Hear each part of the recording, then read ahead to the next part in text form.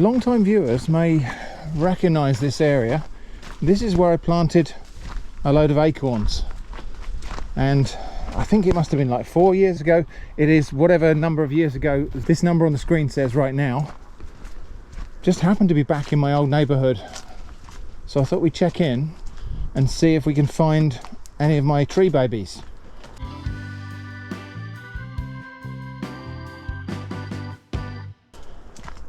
We have before now spotted the oak trees that I planted as seedlings, but I'm just going to go and see if we can actually spot one today. Now, the track that goes around the perimeter of the field where most of the trees are has got so overgrown that you can't really go around it anymore, which is good because that means the field hasn't been cultivated, it hasn't been ploughed.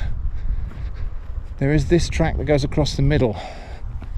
We might find something across here. Let's have a wander through and see if I can find one of my tree babies.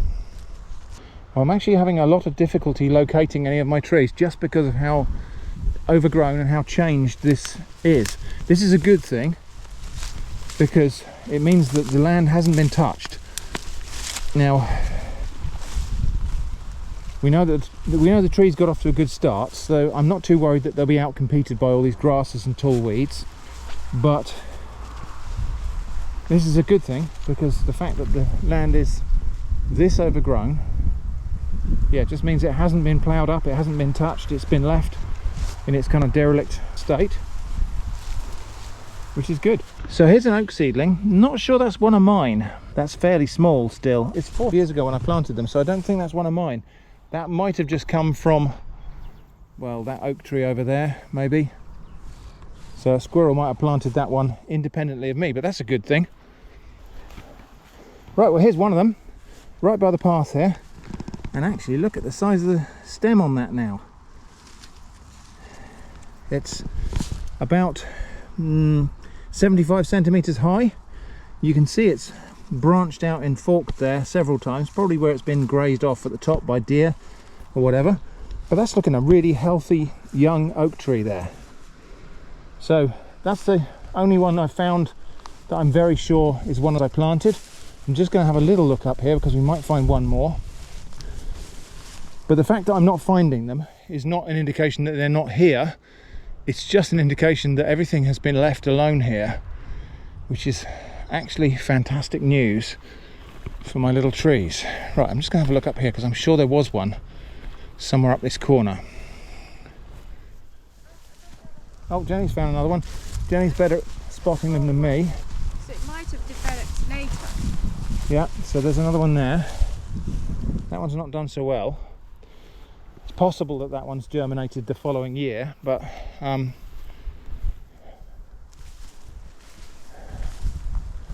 looking for larger seedlings than that.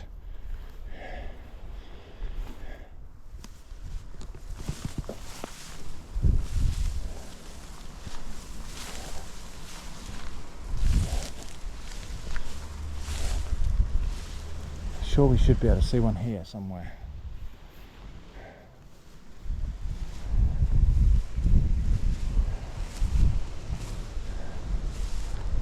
There's one. Is that one?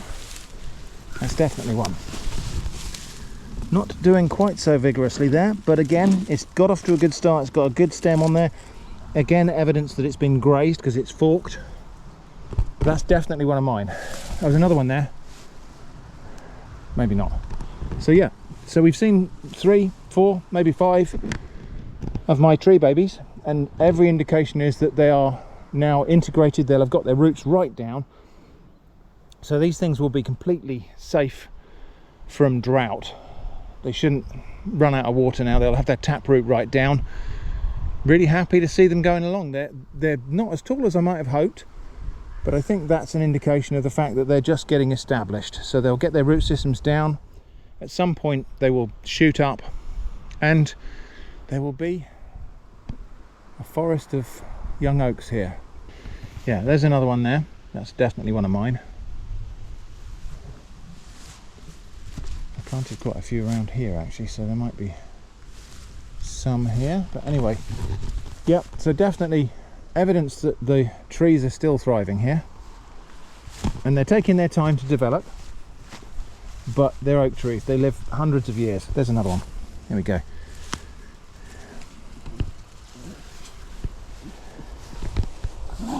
Interestingly, some trees I didn't plant. So there's a beech tree there, and that's a hazel. There's another hazel there. That's another hazel there. So there are. You quite all right? Okay. Just don't knock down my oak trees. So yeah, there is encouraging evidence that my forestation efforts are prevailing. But I think fewer people must be walking this track because it's really rather overgrown here, and I will have to check my legs for ticks when we get out of here because we have seen deer in this area. This is where we were fearful they might build houses, but you can see they've planted trees in here now. That looks like that's an oak, I think. And then I can see hawthorn here, maybe beech, blackthorn, more oak there looks like. So they've planted a mixed kind of hedgerow type of planting here, which is encouraging because that tends to indicate they're not going to develop this, or at least there's no immediate plans to do so. That's my theory anyway. And of course these oak trees here, not my doing, including that one. You can see where that one's been nibbled by deer. They've had the bark off it. But I did plant some acorns in this bank here alongside the path, so we'll see if we can spot one of those.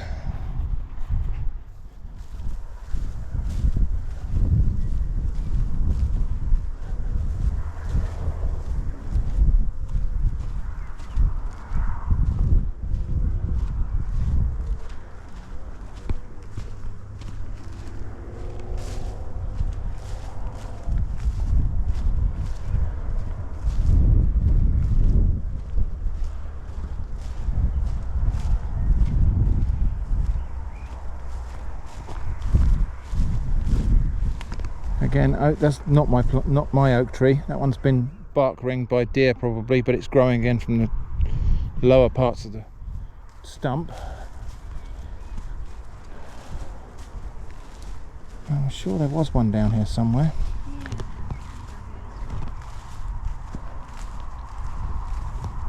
It might be difficult to spot now because just because everything has grown up and matured, it's all growing mixed together, which does present a challenge for the young oak trees because there's all this competition, but they do manage it. They do manage to come through it. Oh dear.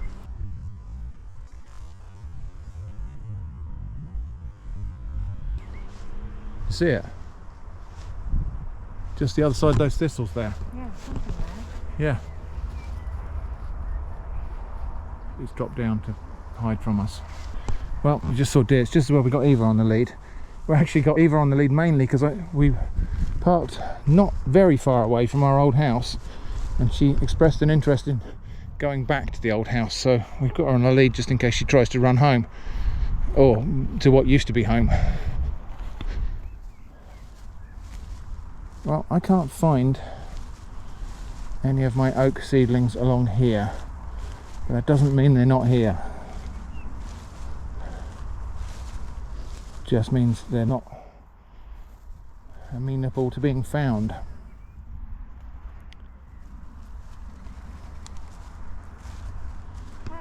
You got one? Well done. Yep, that's one of mine. So I planted them on both sides of this path, and I did actually plant the acorns in the ground, so I stuck a hole with my stick and dropped acorns down a little hole, so I gave them a better chance than some of the acorns I just scattered. So there we go, that was my update on the tree babies. That may well be the last time we get to walk around this field because it's getting overgrown with brambles. It's going to probably grow up into like thickets of brambles fairly soon and probably will become inaccessible. The paths are getting overgrown, as you can see here. The brambles are across the paths already, so I reckon probably next year it will be a bit too overgrown to be able to get in here without hacking a trail.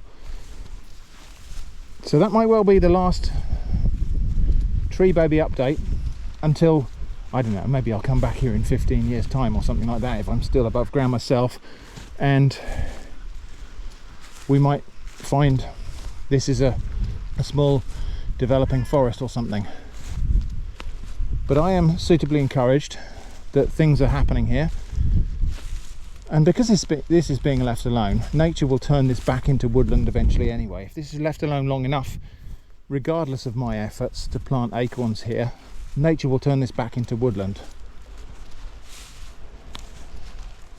I've been doing a little bit of work in the studio just to try to make it into more of a usable space, and unfortunately, you know, the big hideous green patterned armchair, that had to go because it was taking up such a huge amount of this corner.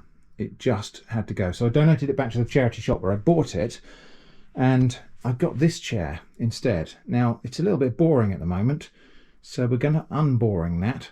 Well, Jenny's actually going to help me in unboring that with some scraps of fabric. So I've got that and that,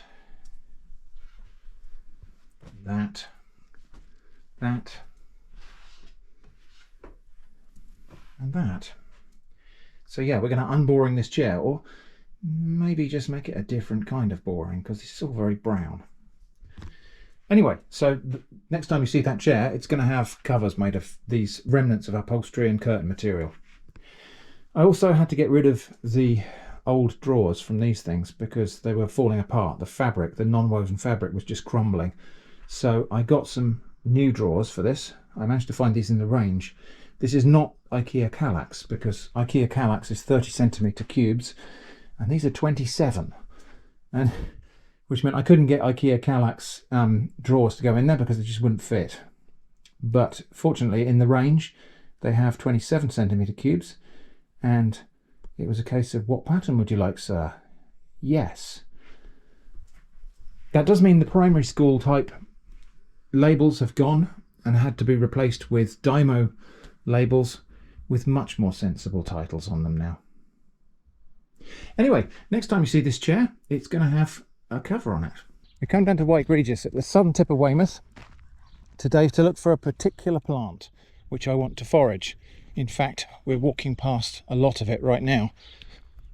The plant is common mallow, which is a really common plant, but oddly enough has defied me from foraging it in my own area. So we came here to a place where it's truly abundant. I think we might go over there on the causeway somewhere out towards the island and see if we can pick some leaves from common mallow, because I have a specific idea I want to try.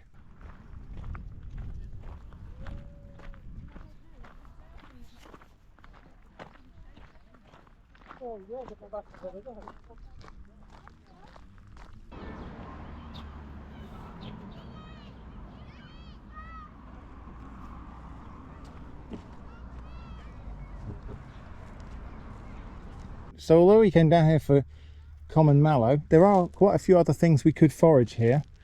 This is saltbush, related to goosefoot and spinach and all of those things. That's a good edible, so using the same way as sea beet, it's related to sea beet. There is of course sea beet here, but it's looking a bit tired and seedy at this time of year. We've got crow garlic, pretty much at the peak of bulbil production.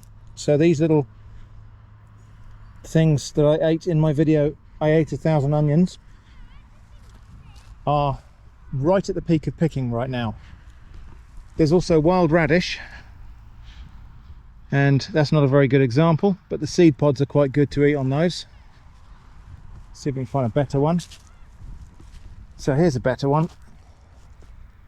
So yeah, these seed pods, if you get them at the right stage when they're not completely formed like that, just a nice crunchy little peppery snack.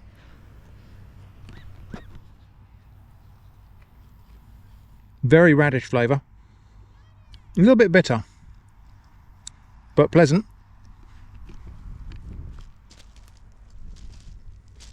Eva's not sure which rock to bark at today.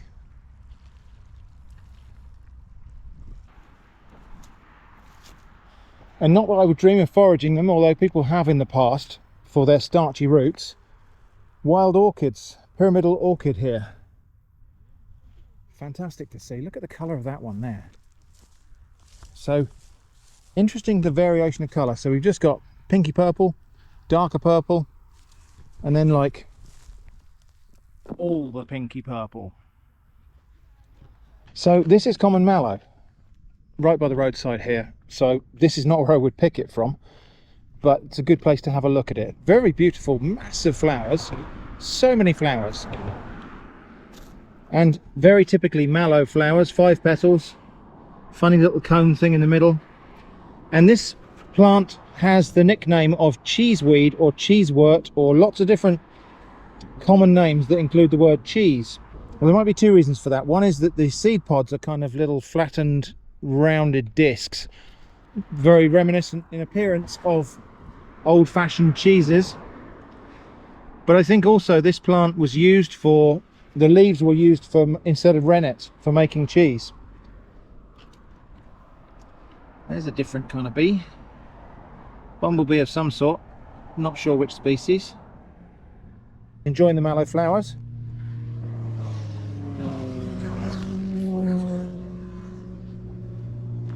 So we'll cross over for a little wander just on this bit of Chesil Beach here. Let Eva have a run on the pebbles, and then we'll head back and pick some mallow leaves to eat.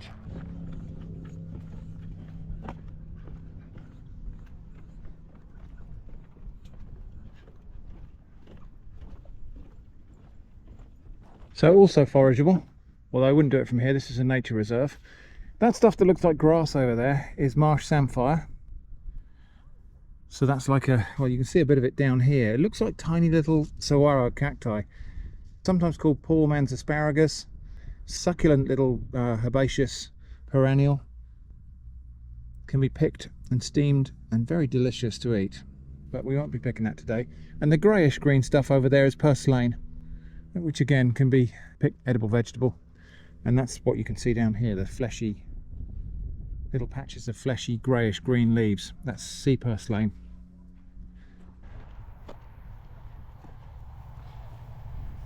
So I may have left it a little bit late in the year to be picking mallow leaves, because a lot of the plants are looking a little bit sort of scorched and hot now. But what I'm hoping is we'll find some little shady microclimate, like maybe over there, where the plants are just a little bit further behind the others.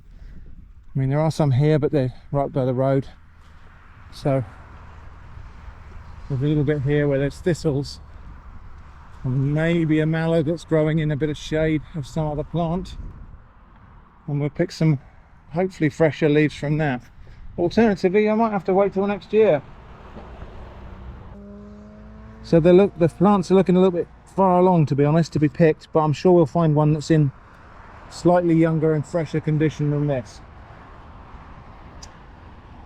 Other things we could do with this plant, these petals could be used in a tea, like hibiscus petals are used to make fruit teas and make them, give them a bit of colour. And I'm fairly sure that these little seeds, these seed pods, could probably be roasted and used as a chocolate substitute, because chocolate is in the mallow family, as is linden or lime tree, which is also used to make a chocolate substitute. So I suspect that that can be done with mallow pods as well. Perhaps I'll try that one time. So yeah, here we go. Here's a plant that's growing in a bit more shade, and I'm hoping that maybe like these leaves down here, I don't know, they still look a bit far gone, don't they? The other species of mallow that we're seeing a lot of here is called tree mallow, and this is it here. So very, very similar looking flowers. In fact, this might be a hybrid of tree mallow and common mallow that we're looking at here, because the flowers look more like common mallow, albeit a bit smaller. And again, these seed pods, and I do think these seed pods potentially, well, inside they've got kind of whitish seeds. I think these have got potential as to be roasted or fermented, then roasted and used as a cocoa substitute. I think it's worth a try, but not today. So yeah, this is a more typical tree mallow. You can see those flowers are quite different to the ones we looked at just now. So that is tree mallow. I reckon that other one back up there was a hybrid of tree mallow and common mallow. It's possible, I think. So I've been to a number of different locations. This is actually a very different place we've come to today, looking for mallows that are still in young enough condition to be able to pick the leaves. I've left it too late for this year. So unfortunately this, which was going to be a standalone video about cooking mallow leaves to make crisps, is going to have to wait till next year, or at least maybe the autumn, if the seedlings for next year start to grow. So yeah, I left it too late. Next year I'll have to get out before the beginning of June to see if we can pick some mallow leaves and cook them. We just left it too late this year. So exactly 1 month after we started, the kitchen project is now complete. Here it is. I say complete, we've still got tiling to do. So there'll be tiled splashbacks on both of the walls here. But this is the kitchen. This is the new Atomic Shrimp kitchen. Why did that take a whole month? Well, lots of complex stuff happened, but it's done now. Still a bit echoey in here, but of course there's nothing in here at the moment, so it hasn't got any of our stuff in here to break up the sound a little bit. But yeah, so this is what we've ended up with. So new windows, modern ones, of course, including that one. I did save the leaded sash from that window, so I'll make that into a project at some point. I don't know what I'm going to do with it, but we'll think of something. And this is the kitchen. So all mod cons, and it is a modern-ish kitchen considering the vintage of the building, but it needs to be a functional room. Now this might look like quite a narrow aisle, and of course it is, because in a small narrow kitchen like this, why would you waste space on standing room? We needed to maximize the area of sort of usable worktop and cooktop and whatnot. It needs a little dust. I have some bad news though, which is nothing flickers on camera.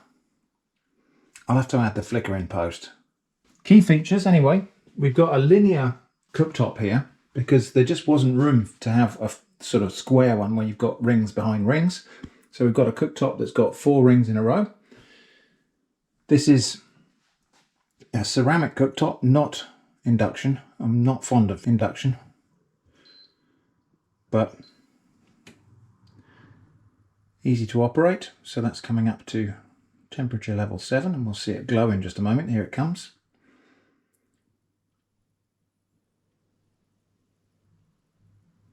Turn that off.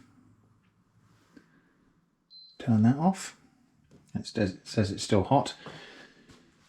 Oven and microwave are now built into this tall cabinet at the end here, and the oven is one of these ones where the door goes away, so we don't have that problem anymore of standing in front of the oven and having to reach over things or reach round things to get to whatever's in there. It had to be that way because it is such a small compact kitchen. Sink and a half, which is a luxury now because we had a single sink before. Artificial quartz worktops. These are kind of engineered stone. And that is the Atomic Shrimp kitchen as it stands at the moment. We've still got, as I say, tiling to do. And I'll show you a sneak preview of the tiles. So that's one of the sheets of tiles. They're kind of randomized ones with a bit of a metallic sheen on some of them. We didn't want to go really over the top with pattern. We were going to look at Moroccan pattern tiles here. Oh, it's a little spider. Okay, we'll rescue this little fellow in a minute. We were going to go for Moroccan style tiles, pattern tiles in the back, which would be a very Atomic Shrimp, but we decided in the end you might get quite bored of those, and it turns out that a lot of those tiles, the pattern is actually printed on top of the tiles, and so if you scrub it with anything, you can actually wash the pattern off the tiles. We had a spoon rest like that I brought back from Granada with a lovely Andalusian tile print on it.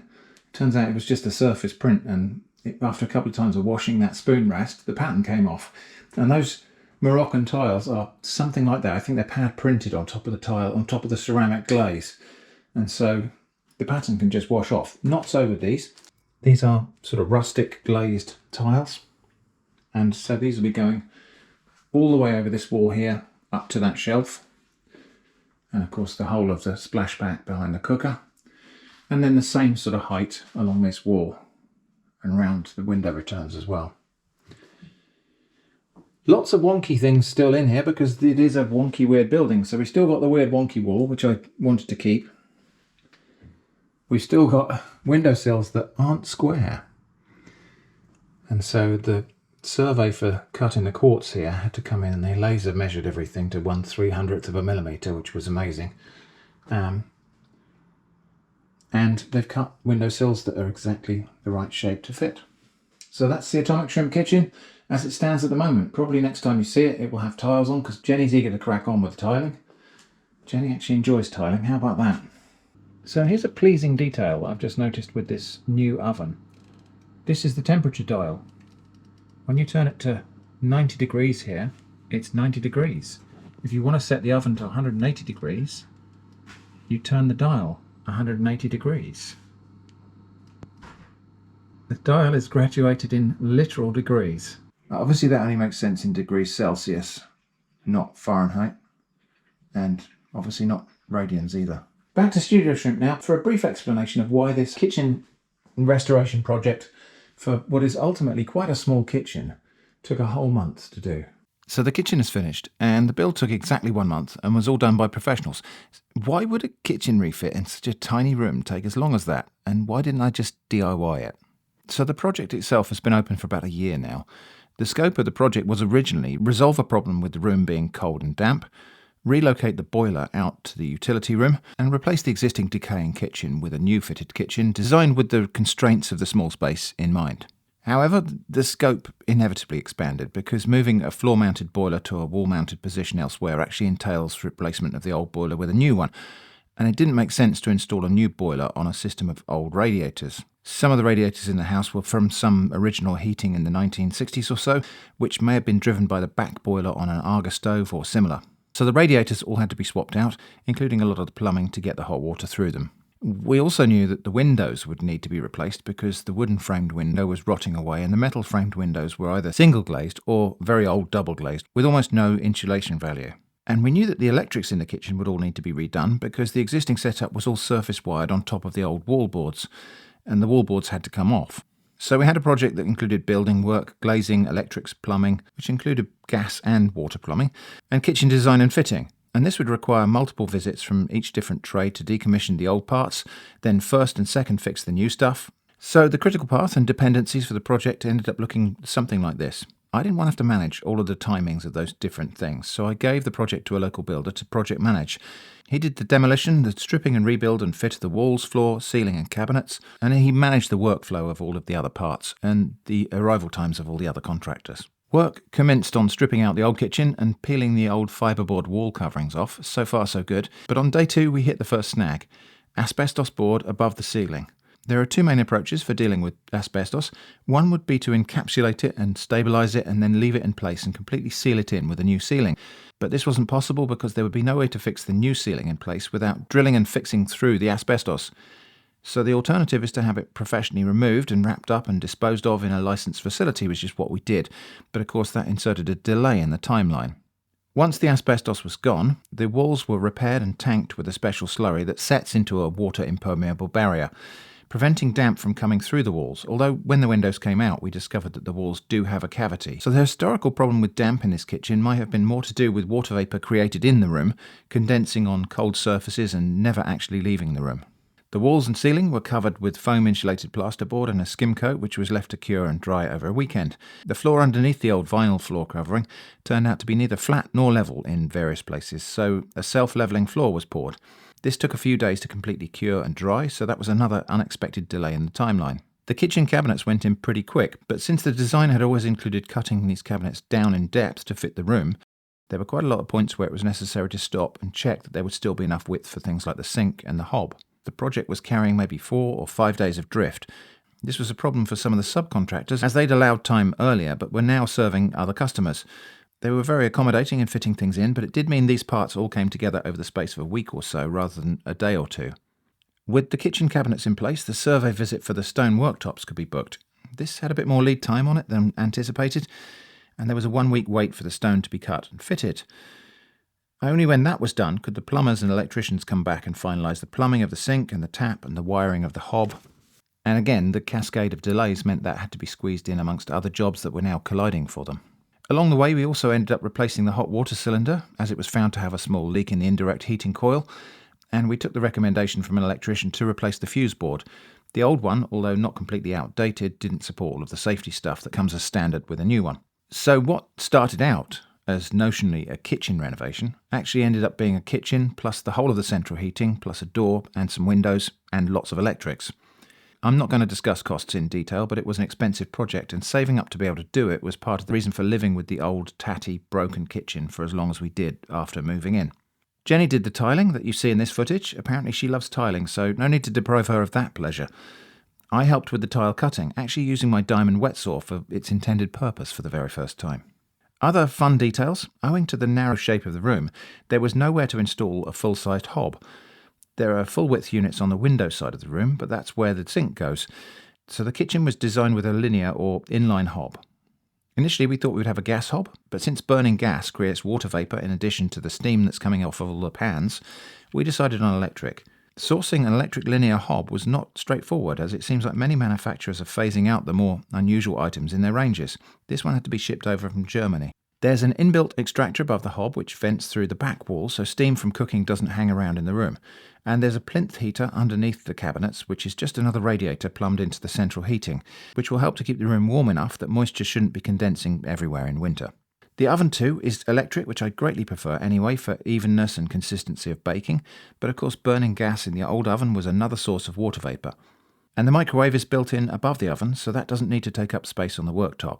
So whilst we have ended up with a kitchen that's still quite narrow on the way through, two people can pass each other in the narrow bit if they know each other well enough, and the kitchen now has dedicated and distinct areas for food preparation, cooking, washing up, and appliances such as a toaster and blender, and capacity for maybe at least one more worktop appliance. Could it be an air fryer? Only time will tell. Anyway, I think we should head back to the kitchen now and cook something. So I've had these nettle seeds drying here on the windowsill for a few days now. I picked these the same time as I picked the green nettle seeds to make the nettle pesto in the previous video. And they're just drying on, in this case, mesh on top of a wire rack. And you can see the seeds as they ripen and dry just fall off like that. So why don't we make something with dried nettle seeds today? Okay, since we have an oven that actually works and the space to make things, and we have these gorgeous nettle seeds to celebrate. These are the seeds that I picked and dried on the windowsill. I think we'll make some bread, including nettle seeds. I've got this 8th grain strong multigrain flour. I'm going to make it 9 grains by adding nettle seeds. This has already got, what has it got in it? Wheat, rye flakes, oat flakes, malted wheat, maize grits, linseed, sunflower seed, millet seed. Is that 8 things? Anyway, wheat I suppose is a grain.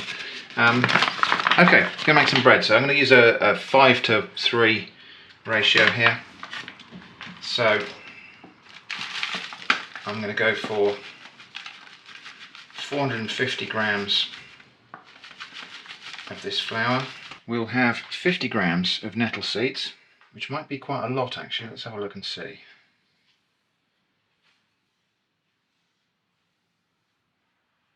But I want to know they're there. Okay, that's more like 30 grams of nettle seeds. I'm just going to mix that together and see what the distribution of nettle seeds to flour looks like. Well, I think we could go for the full 50 grams. I'll put another 20 grams in there. Let's push the boat out.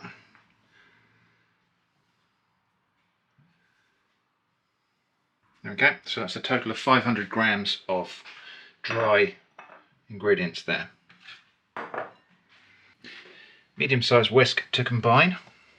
Now I am expecting that when I bake this bread, the nettles won't stay green. The nettle seeds will turn brown, I suspect. So we'll end up with something that looks a bit like maybe a dark rye type of loaf. That's my thoughts and perhaps hopes on that matter. About a teaspoonful of salt. Combine that as well. Normally I would use either a sourdough starter or a sachet of instant yeast, but today I've got some of this stuff, which is fast action yeast, but it does require activation. So we've got to just mix it with some water and sugar and wait for it to foam up. So back in a moment. Okay, so the yeast has now started to foam up. So just give that another little whisk. I did use too much liquid here, but it doesn't matter because this is going to be part of the liquid component that goes in. So we've got 150 ml of liquid here because I misread the can. It's actually 50 ml you're supposed to use, but I used the right amount of yeast and sugar anyway. So that goes in there. So that's 150 ml of our liquid. The remaining 150 ml is just water, just sort of blood heat. So we've got 500 grams of dry ingredients to 300 ml, 300 grams of liquid, which should be just about enough to bring it together into a nice dough. Bearing in mind that the nettle seeds will have no gluten or anything like that. So the nettle seeds are obviously got volume, but they have no binding action on this dough. What I'm going to do here, just to save my hands, is get in there with the hand mixer and some dough hooks.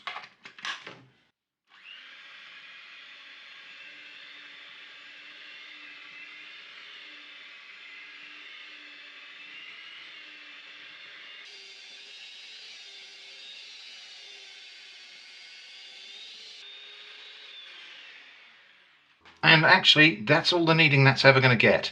It will autolyse and the gluten will develop on its own already. But that's actually, 2-3 minutes of kneading with the dough hooks has brought the gluten together enough for this quick bread. A suitably sized loaf tin, and by suitably sized I mean I expect the dough to occupy maybe half of this tin before it proves. Bit of oil. It is a non-stick tin, but I'll just brush a bit of oil up the sides and on the bottom. And then just gather that dough into a rather sticky ball of approximately the right size, and then press it down into the corners of the tin. It will relax and expand to fill those corners when it's baked. I mean, even if it doesn't, it's not a big deal. I'll just cover that up, keep the flies off it, and then leave that to prove until it's doubled in size. A change has taken place. This is ready to bake now.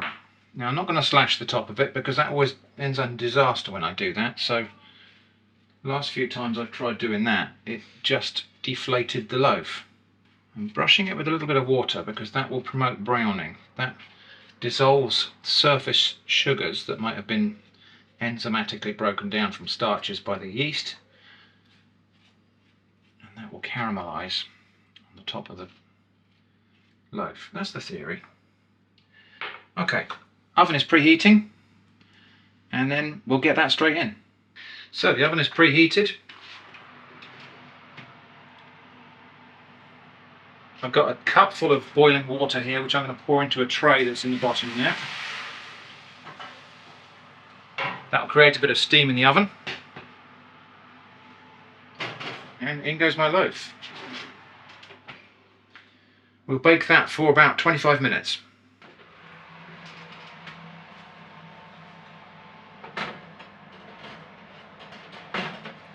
Well, that hasn't risen as much as I hoped it would. It's actually, if anything, flattened off on top, but it's still double the size of the dough, so it should still be light enough.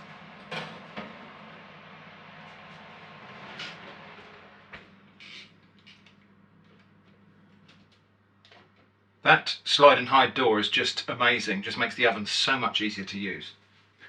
Right, well we'll leave that there to cool down before I try to turn it out. I think the fact that that sank probably means it was a little bit overproofed for the amount of gluten that's in there, because obviously these seeds will have interrupted that gluten a bit, and of course I didn't do the double kneading and knock back and prove again thing. But anyway, I'm sure it'll be fine. Okay, I think we can turn this out and see how it worked. It is It is nicely free of the sides of the tin. Let's get that tipped out. Tin is cool enough to handle mostly. Yeah, that's fine. Underside of the loaf is done. Well, it smells interesting. There's definitely a difference there between that and a regular loaf. It smells like uber whole grain. Now, I have used this flour before. This smells a lot more grainy, seedy than the other one did, in a good way. I'm going to let that cool down completely now before we slice it and try a bit. So at this stage, I mean, you might be asking what's different about this kitchen. It is just the same room after all. But the key difference, the really big difference, is space. Space to work. I mean, there are a lot of differences. Modern facilities, a layout that makes sense, cabinets that aren't rotting,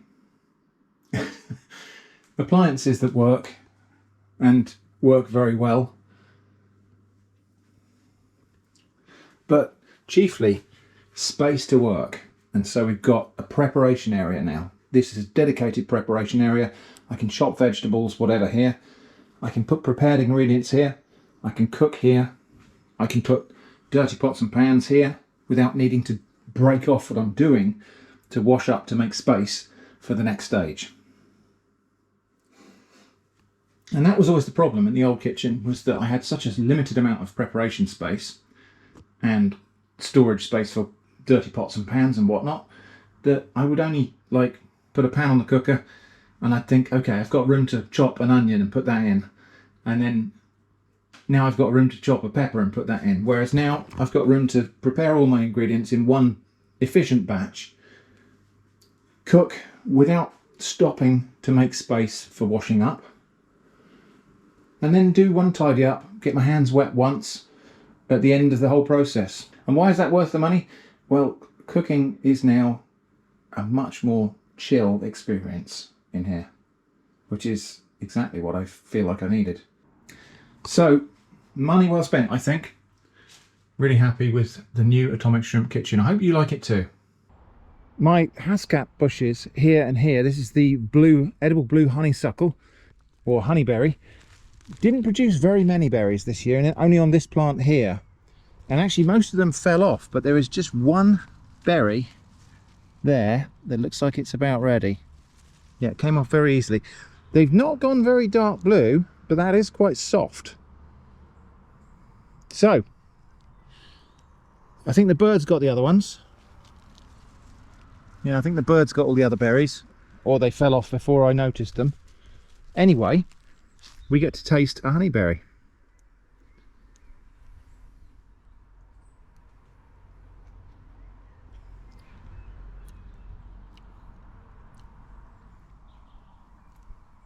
Yeah, so like a blueberry, but quite a lot more acidic, in a good way. Sour blueberry, basically. Well, hopefully next year we'll get a really decent crop, because these bushes are starting to take off now anyway, but nice to have had a taste. While we're here, my Saskatoon berry tree has berries that are almost ripe. I'm going to leave that one there another day or two. It's not quite soft yet, but they did lose most of their berries. That's not a surprise. It's put on lots of nice new growth, although it's a bit floppy. So anyway, we might get a taste of a berry this year, but I don't know. The blackbirds might just have that as soon as it's ripe. So since the little back garden nature ramble that I did about a month ago, some things have changed in the garden. So let's have a look at those. First one is we've got a lot of this coming up. This is Self-Heal. It's a plant in the mint family. Beautiful flowers, the best colour. This is coming up all over the lawn. Called Self-Heal because it was believed to have medicinal properties. It probably is slightly antiseptic or something like that. We've got a lot of this. This is yarrow. Yarrow is a really useful plant for anyone who spends moderate amounts of time outdoors and might get scratched by brambles or those sort of things, minor brambling injuries. grazed knees and whatnot. The juices of this plant are styptic, so it stops bleeding. They're antiseptic, so it fights infection. They're analgesic, so it has a slight numbing effect. And they are anti-inflammatory, so they can prevent wounds getting inflamed and sore. This one's about to flower here, and this looks like an umbellifer. This looks like a plant in the carrot family. It will have a flat umbel of white flowers, and it's got these feathery leaves, and you might think that's in the carrot family, but it's actually a daisy. What else have we got? So over here, can't really see the flowers now, but I did get some footage earlier, so I'll show that now. This is greater knapweed, and this just turned up in a little spot that we didn't mow because it had oxeye daisies in it, and so we mowed around it, and it turned out to have greater knapweed in there as well, so we'll try and keep that. Red clover down there.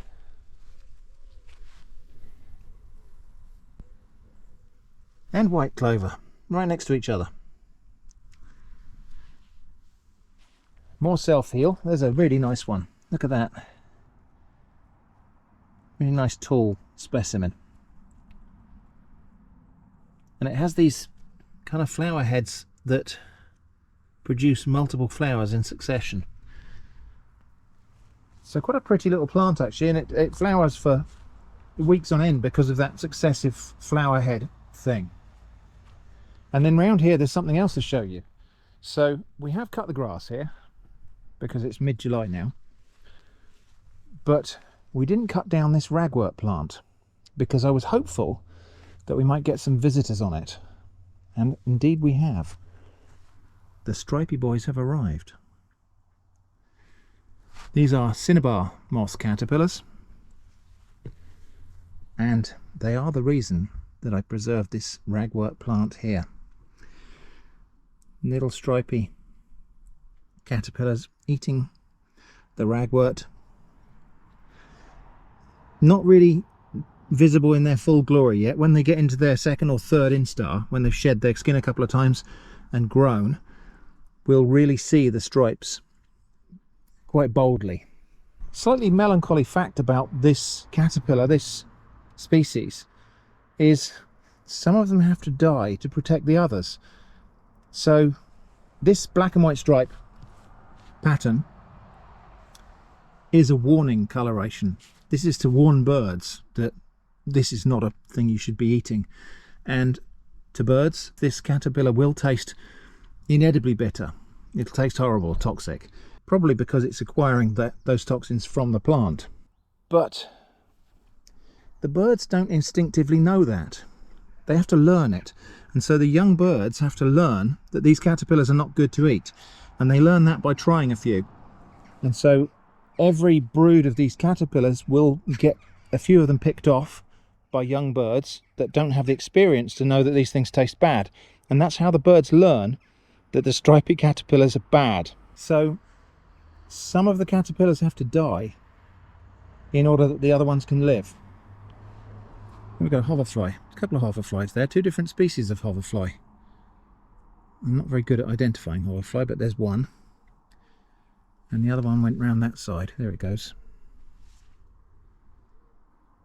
Now this plant's very despised by some people who want to eradicate it from the countryside, but it is a native plant. It is important for pollinators. It is, I believe, the sole food plant for this particular moth. And so it has its place. Certainly I don't think there's anything wrong with eradicating it from horse pastures or other places where grazing animals might be poisoned by it, or meadows that are going to be cut for hay, especially bad for this plant because it's when it's dried that the grazing animals might accidentally eat it. When it's fresh they tend to avoid it. Anyway, here though it has a place, and it's producing lovely bright yellow cheerful flowers, and it will continue to do this for weeks on end. It's hosting possibly my favourite caterpillars, and yeah, it's making me happy because the reason I left it here was so these guys could move in. We also have some little mushrooms here, and these are, I don't know what species they are. Possibly a partial ring. They're in a kind of line there. Might have been a ring of them at some point, or it might just be a troop. Don't know what species those are. Mycologists refer to this kind of thing as LBMs, little brown mushrooms. Actually, it could be a ring, because look, there's a couple more there. Nothing down here though. So yeah, could be a partial ring. See, this grass is actually slightly darker around where the ring is, and that's because fungi are organisms that digest and excrete much like animals do, and so fungi will be digesting decaying material underneath the ground, so they'll be feeding on rotten plant material probably, and they are actually the ones that are causing the plant material to rot and excreting nitrates and phosphates and the same sorts of excreta that animals do, which turns out to be plant food. So very often you'll see that grass has got a darker hue because it's being fed by the waste materials from the fungus. Elsewhere in the garden, courgettes are hugely productive now. The chard is fantastic. We're picking this daily now. This chard, it's so beautiful. All different shades of red and orange and pink. A couple of lettuces here that have bolted and are going to seed. I'm going to leave these and see what happens. I think it's an interesting experiment to see what, we'll have a look at what lettuce flowers look like. Spoilers, they're going to be a bit like that, I think. Little dandelion type of things. That's a sow thistle. That might as well come out actually. Chickweed's doing well. I might start picking and eating that weed soon. Peas are doing extremely well. I've got these lovely purple podded Mange 2 peas. Purple and Mange 2 being two things I like. I do particularly like these because they're very easy to see. You don't end up missing a pod and leaving it on the plant. I've got some green ones here as well, and there is always the danger of leaving and missing a green one, but the purple one's not so easy to miss. Sunflowers are doing pretty well. This is the tallest of the blue, not blue sunflowers. Some of them have developed multiple heads. Not a single one of them was blue. No surprises there. Broad beans are completely over now, and well, there are a few pods there that we didn't pick. I might investigate those and see if the beans inside them are dry and maybe usable for stews or something like that. The runner beans are starting to come in now, so we've got two different varieties of runner beans here, and these are starting to flower now, so it won't be very long before we start picking those. That is a ladybird larva. Actually, sorry, that's a ladybird pupa. The radishes I planted. So the Florence fennel's doing okay. Not actually sure it's produced very much in the way of bulbs yet. I need to get in here and do some more weeding. The radishes I planted a couple of rows of radishes here, and they didn't produce anything worth picking, although there is a massive woody radish down there. So I decided to let them go to seed, mainly because I thought the flowers might attract the bees or something. But as radishes do, they have produced these pods, and these pods are actually quite delicious. Really tender, sweet, mild radish flavour. They're great, actually. Just steamed like you would with the Mange 2 peas, often along with the Mange 2 peas. Really tasty. I might grow them like that on purpose next year. You can get varieties called rat tail radishes that are selected for using in this way. This is not that selection. These are just regular radishes, but they've produced these gorgeous, plump, juicy, sweet seed pods in great abundance. Somewhere in there are shallots, but they really haven't come to anything at all. And we'll get some more weeding done here. Right, it is time for my first taste of a Saskatoon berry. I can see one there that I believe is ripe. I've just given it a little gentle squeeze, and it does feel soft So I think that's ripe. I think they do get darker than that, but I'm going to have that one now since it's soft, hopefully ripe, because otherwise if I leave it a minute longer I think the blackbird is going to get it. In fact, that's a blackbird you can hear there.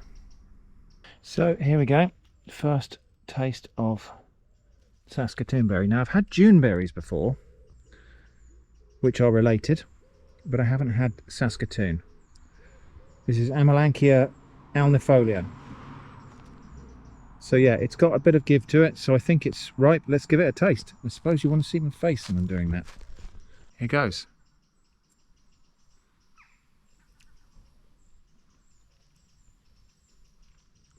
Interestingly nutty, fruity, sweet, a little bit of acidity, and a kind of nutty taste.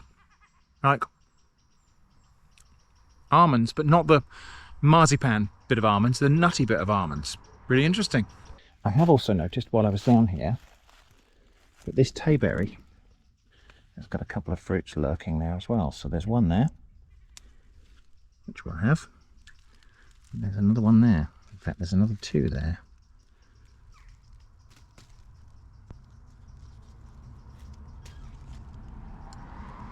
So, tayberries, not the biggest tayberries and not as big as they can get for this plant, but it's its first year. And there's a few more to come. And again, we'll pick these at this stage of ripeness. They are a touch under, so they will be slightly sour. But if we leave them a minute longer, the blackbird will get them. Right, bread has cooled down now. Let's cut a slice and give it a try.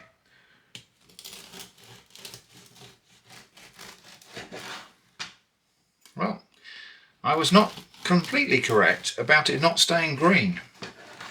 It's kind of green. It's got a nice soft crumb in there.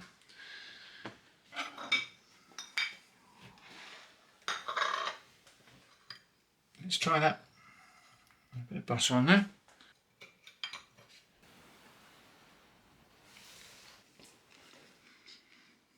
It's right. It's lovely and soft, but it's got an intriguing texture.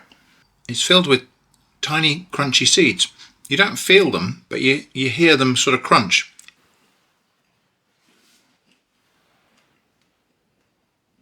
And yeah, the flavour that the nettles have added to this is sort of nutty, but also unique in a way that I'm struggling to describe.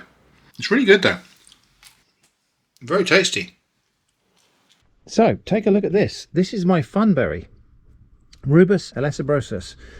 The plant itself is looking a little bit tatty, but I think that's normal. It's had 3 berries on it. One of them the birds got to before I did. The other one I picked too early because I was frightened about the birds getting it before I did. And this one, which I completely forgot about, but now looks like it's perfectly ripe. And what a fun berry it looks to be. Let's see. Yeah, so as you can see, it's a raspberry. It does look a little bit dryish on the inside there. Very soft and fragile, so you'll never see these in the shops because there's no way to pick these and transport them. I'm going to eat a piece of that now and save a bit for Jenny. Very sweet.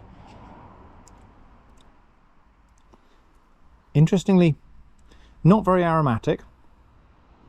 Kind of slightly grassy flavour to it, to be honest. Not that interesting. Slightly tannic as well. Yeah, so maybe that is one to grow and let the birds eat. But it certainly looks impressive, doesn't it? I'll save the other half for Jenny in case she wants to try it. But yeah, flavour wise, a little bit of a disappointment there, but there you go. You don't know unless you try. Just down here at Dungy Head or Dungy Head near Lulworth Cove, and this is a thing I've never seen before in the wild.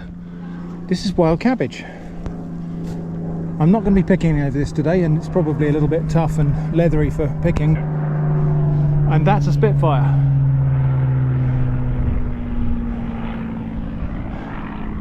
But yeah, that's the first time I've seen that in the wild. And there's a cabbage white, large white butterfly, which feeds on this. Amazing field of willow herb here. This is, I think, great willow herb. But look at that, isn't that spectacular? With the breeze blowing through it. Well, I think despite the treacherous path, this was probably worth the walk. That's the Isle of Portland over there.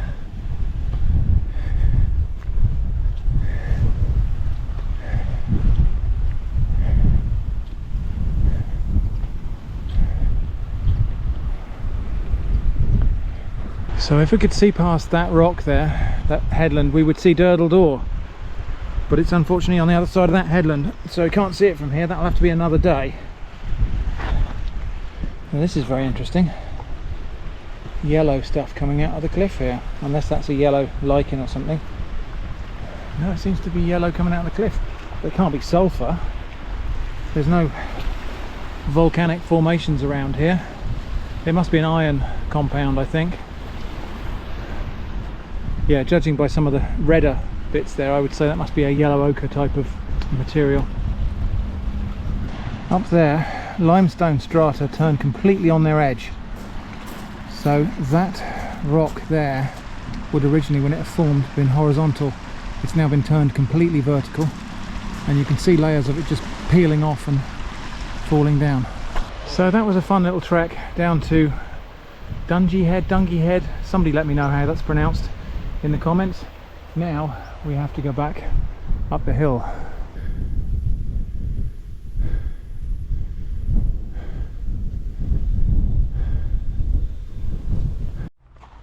Been a week or two, so I think it's time to check in on the Stripey Bois.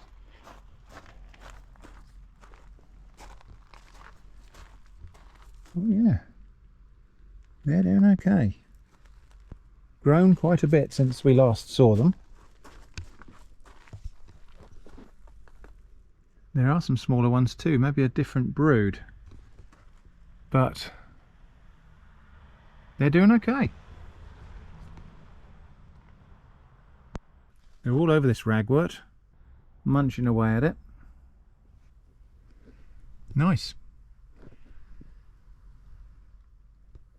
And we'll keep an eye on these, because I'm hoping to catch the moment when they pupate. I don't know if they migrate down to the ground and pupate in the grass at the root of the plant. I'm not sure what happens. I'll have to look that up. So this automatic watering system, I've covered up the display because apparently exposure to ultraviolet light can darken the LCD displays on these things. So I've covered that with a flap of duct tape, and because the unit itself is only splash proof, I've just put a bit of extra protection. I need to get a bigger one of those, maybe a jug or something, just to cover the whole unit. That's switched on for 3 minutes every morning, and it is working. I've run the hose up around the back of the garden actually. Let's go and have a look at the greenhouse.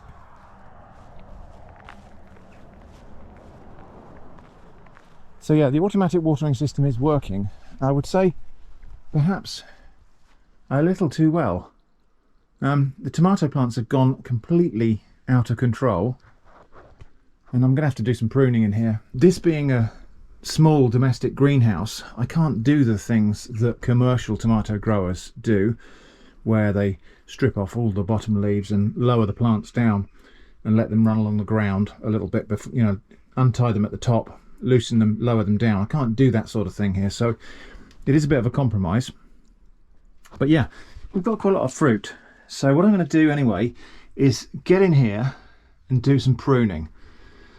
I just need to probably lose some of these things that are coming across the path here. But yeah, this is what happens if you leave the automatic watering system going and go away for a week. I might just see if I can find a way of keeping some of the top parts of these plants here, because there's a lot of flower and fruit developing up the top here. Anyway, what's interesting here is the plants on the left. These are the ones planted directly in the soil with fish blood and bone in the soil. These here that are in grow bags with slits in the bottom of the grow bags on top of the soil have done noticeably better. So, and I think that's probably to do with constraining the water around the roots. So these have got a little bag around the surface roots of the plants. And that's probably preventing the water from draining away too fast. As I understand it, tomatoes like to have moisture around their surface roots. So it might be that the soil is just a little bit too free draining on this left hand side. On the right hand side, because it's not draining away and the surface roots are getting more access to water, the plants have just gone completely crazy and overtaken the ones on the left. So also the ones on the left were a couple of weeks ahead of the ones on the right. However, anyway, we're going to get loads of tomatoes off of this. I'm going to get in here and do some pruning this afternoon, try and tidy this up and make it possible for me to go in there. It's a bit of a jungle at the moment. So there is the finished chair, unboringed by Jenny. Not quite finished actually, because she wants to cover the cushion with orange fabric as well, but which will be a nice contrast against all the browns and other autumny colours there. So what a lovely chair that now is. I think we need to occupy this chair and do some comment positivity.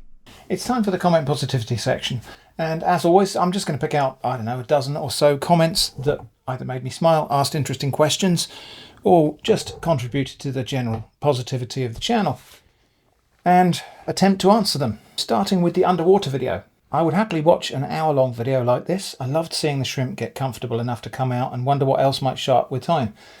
So yeah, that was a kind of off-the-cuff video where I just went and dropped my GoPro in a rock pool, and I think the only conspicuous wildlife we got in there, apart from seaweed obviously, was shrimps. I did see crabs scuttling around, but they scurried away from me when I put the camera in. I am going to do some more of those because there are different kinds of rock pools all along the Jurassic coast, so I think we could get some different footage.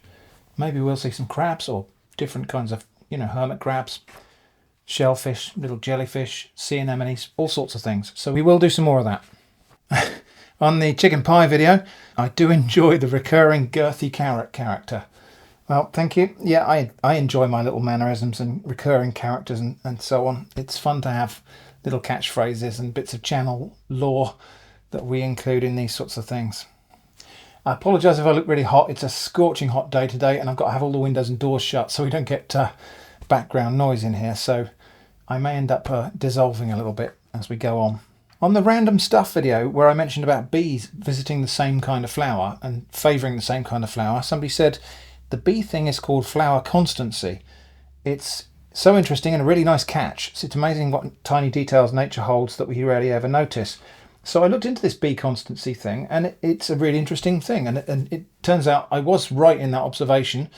Bees do tend to visit the same species of flower, even though there might be a mixture of flowers all providing nectar. They do tend to favour one species of flower per bee or something. And the reasons why they might do that are quite interesting. If you want to see a whole video about that, I might do a whole video because there's enough there to discuss.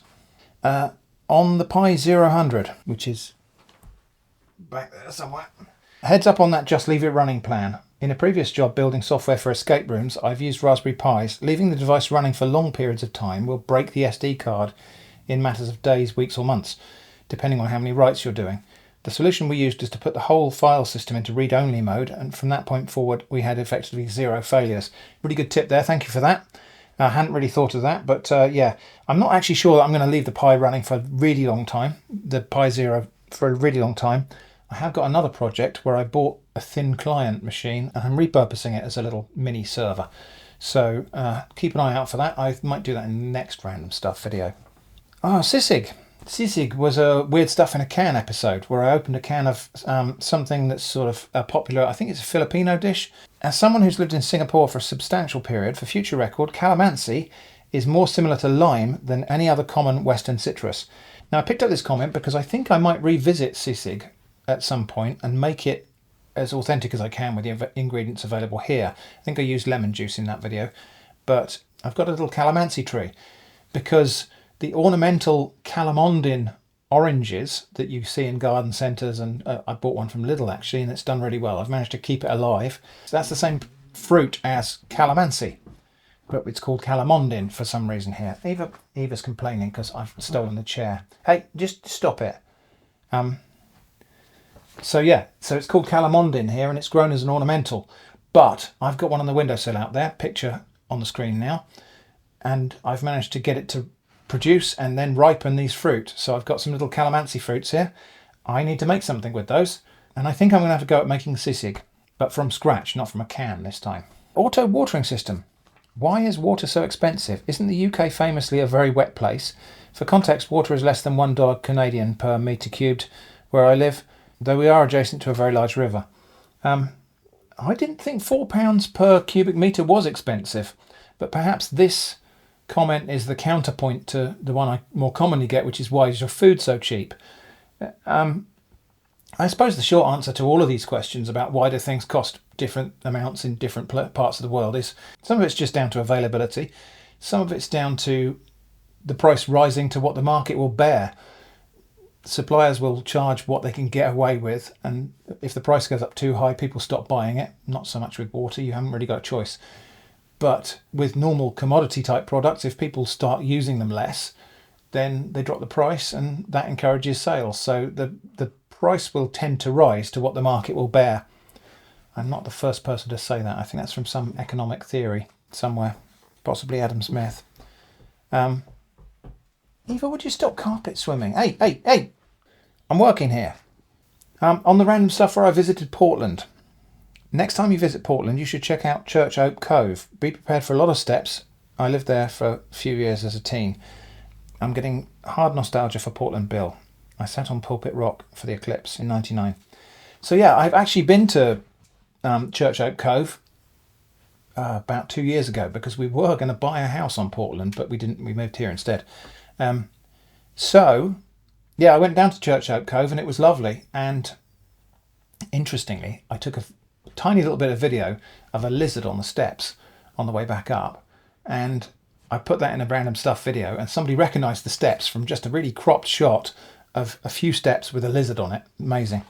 But yeah, Church Oak Cove, fantastic little secluded cove beach on Portland. We'll go there in a video sometime soon. But also, I think Portland's worth another visit, and we'll walk around the perimeter, the whole perimeter of the island, to the extent that we can on the coastal path, because it's a small enough island that you can easily walk around it in a day, and I think that'd be an interesting trip. This was on the pawpaw seedlings. Before the introduction of the earthworm to the Americas, leaf litter would pile up thickly, and this would shelter seedlings. I wonder if the taproot of this and the hickory were meant to penetrate the deep leaf litter.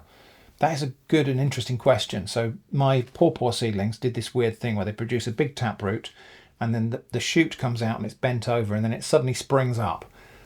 It could well be to do with the leaf litter, actually, because if you think about it, a seed developing underneath the leaf litter and doing all of its development sort of in this curled up state, and then suddenly springing up to 3 times its previous height and suddenly emerging from the leaf litter, probably makes it slightly less vulnerable to being munched off by things that are crawling along on the ground surface, maybe even things that are grazing off tender young shoots. If the shoot appears as a kind of slightly tough shoot straight from the get-go, then it might be less prone to being grazed off or being attacked by things that live on the surface of the soil. So it may well be all wrapped up with that. Also on the pawpaw seedlings, love the shrimp graphics that have been appearing more and more recently. I am working on my kind of animation skills. I was going to try and learn a different software suite, an animation suite like Synfig or something like that. But it turns out you can do animation with rigging and bones and all sorts of things in DaVinci Resolve. It's just a particular way of working. Now, since I already use DaVinci Resolve for my video editing, it makes sense for me to capitalize on that skill base, because a lot of it is transferable skills from what I already know about keyframing and so on. So probably makes most sense, and that's what I've been doing. I've been doing my animation in DaVinci Resolve, and that's what I will continue to do. I'm going to try to do some pure animated, some little animated cartoons, maybe some pure animation sort of videos at some point. Nettle seeds, but not about nettle seeds. I really like your tiles. I feel like the rebellion against grey and beige in homes has finally begun. Well, I've from the very start of the whole rise and trend of grey and beige and pale cream and so on as fashionable colours, which has been going on for about the last 5 years at least, I've never liked it. I don't, I think it's great if people like what they like, more power to you, but I like colour and pattern, and weird little details and knobs and, you know, all those sorts of things. I like decorative finishes. And so for me to live through this period where everything you can buy anywhere is grey or beige, is a little bit painful and disappointing. I can't wait till people rediscover pattern and colour and that trends. Of course, you know, I'm only saying I like their first album. But anyway, yeah. So the tiles for the kitchen that we've just seen in the kitchen tour, I had to buy those in from Germany because all of the tile shops around here, we visited loads of tile shops in nearly the whole Dorset, and everything is grey and beige. Anyway, you know, the tide will turn and we'll be back to brightly coloured patterns, and suddenly I might be fashionable again. Still on nettle seeds, and this time about nettle seeds. Sometimes I smoosh a handful of nettle seeds, lightly roasted if I'm prepared, into a crumbly cheese like feta. If you'd be so willing, would you be interested to make a video where you make a cup of coffee from roasted Gallium apparane seeds, which is cleavers or sticky willy? I've done it several times here in Australia, and I'm surprised how light and flavoursome the coffee was. And it contains real caffeine because I believe it's related to real coffee, which is true. It is in the same. It's in the rue family, which is the same as coffee. So yeah, I've done it before once, and it was disappointing. But then I didn't do it properly. This was back before YouTube. This was back on the Atomic Drip website. I made a collection of different ersatz coffees from acorns, from dandelion roots, and from cleavers. And I think cleavers was the most disappointing of the bunch, but I didn't have the equipment to properly roast or grind the seeds, whereas I do now. So yeah, I might revisit that one this year. I'll put it on the list. When will you be doing the video where you ret the nettle stems in a pond or trough and spin the fibre, weave cloth, and sew your own shirt? I feel like eventually you'll get around to something like this, and I'm looking forward to it very much. I imagine this will involve a series of interesting experiments initially. So good one. That is a good idea for a series, actually, similar to the kind of cook in a clay pot that I've dug and fired myself to make my own clothes from nettle fibres. It can be done. I'm not sure I'm going to get as far as making a whole shirt, but I should experiment with nettle fibres. We've got loads of nettles in the woods, and of course in the hedgerows and everything nearby, so it wouldn't be that hard for me to get hold of the stems and actually make some kind of nettle linen, spin the fibre. I don't know if we'd get as far as weaving it into cloth, but who knows. I'll put this on the project list. I can't promise I'm going to get to it anytime soon, but it's going on the list. So that was it for the comment positivity. Thank you for everyone who comments positively on this channel, or comments to contribute interesting information, to ask interesting questions, to uplift and support the channel, and to uplift and support each other in the comment section. I really appreciate it. And actually the comment section on my channel I think is a really lovely place in general, and I'm really happy about that. Anyway, I think we've got one more little bit of somewhere in the garden or something now. So back to that.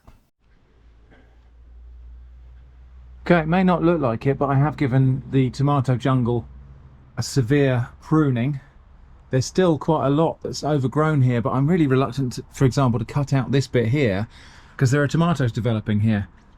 We picked the first tomato, one of the golden sunrise. It's a little bit under still, but I'm going to let that ripen in the fruit bowl.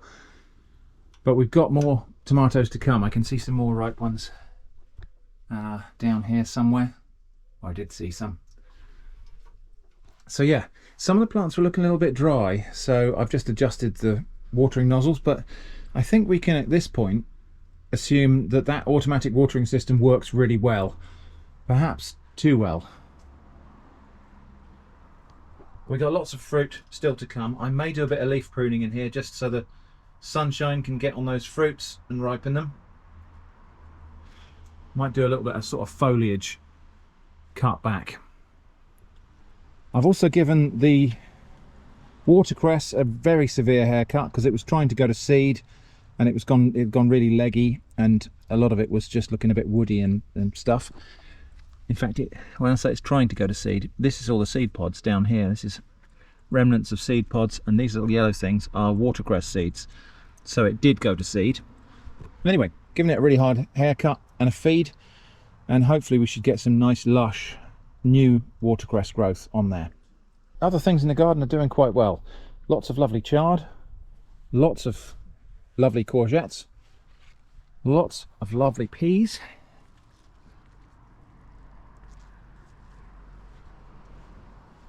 sunflowers, stubbornly refusing to be blue. Runner beans are coming in now. And it won't be very long before we can start thinning out this fennel and using some of the stalks down here. Because I haven't really thinned it out, it's not producing great big fat bulbs, but I'll thin out some of these pieces and use them in something. In fact, we might do that in the next random stuff video. More chard. Radish pods are continuing to be pretty great, actually. These are great to... In fact, I'm going to grow these on purpose next year. Yeah, they're really good.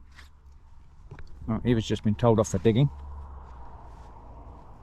Oh, see a courgette there, needs picking.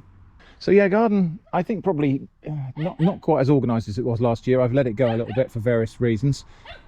But we're still getting productive vegetables. I don't know what I'm going to do with these sunflower seed heads. It's possible that I could cook them. You can cook and eat sunflower heads, but I think I might just actually save them and give them to the birds. The broad beans, where these were, well, obviously this is looking very sad, but we're going to clear this. I think we might plant some leeks in here.